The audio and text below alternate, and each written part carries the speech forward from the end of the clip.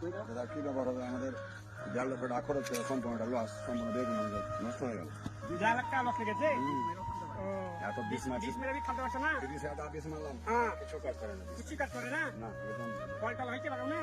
কত বান্ধব থেকে দিলাম তোমরা দেখাতাম। তো দেখো তো দেখো তো তোমার খেয়েছে বিস্তার মারতে দেবে কোথাও হয়েছে না। বড় বাম ফেলে দিন চলে